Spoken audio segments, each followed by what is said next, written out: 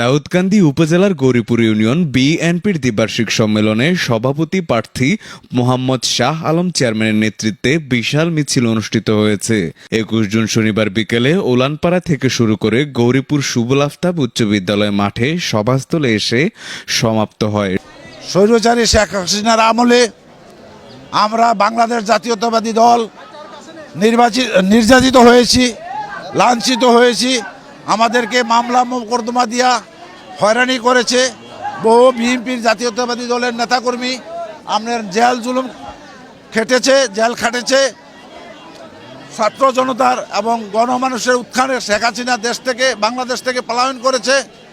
তাই আজকে আমরা স্বাধীন এবং উন্মুক্ত মুখে বাংলাদেশ জাতীয়তাবাদী দল এবং গণমানুষের দল আমরা স্বতঃস্ফূর্তভাবে গণতন্ত্র রক্ষার জন্য কাজ করেছি।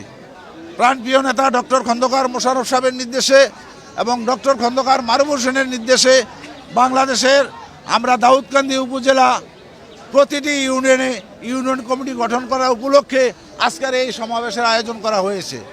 যদি এই সমাবেশে আমি বিগত দিনে চেয়ারম্যান ছিলাম, স্কুল ম্যানেজিং কমিটির সদস্য ছিলাম, এই এলাকার জনগণের আমি উন্নয়নের কাজ করেছি। ভবিষ্যতে যদি তারা আমাকে এই নির্বাচিত করে আমি এই জনগণকে সাথে নিয়ে আরও উন্নয়নমূলকের কাজ করাবো এবং গরিব দুঃখী মানুষের পাশে থাকবো। এ সময় দাউদকান্দি উপজেলা বিএনপির আহ্বায়ক এম এ লতিফ ভূঁইয়া এবং সদস্য সচিব ভিপি মোহাম্মদ জাহাঙ্গীর আলম সহ অন্যান্য নেতৃবৃন্দ তাদেরকে অভ্যর্থনা জানান। মিছিলে অংশ নেন গৌরীপুর ইউনিয়ন বিএনপির বিভিন্ন নেতৃবৃন্দ।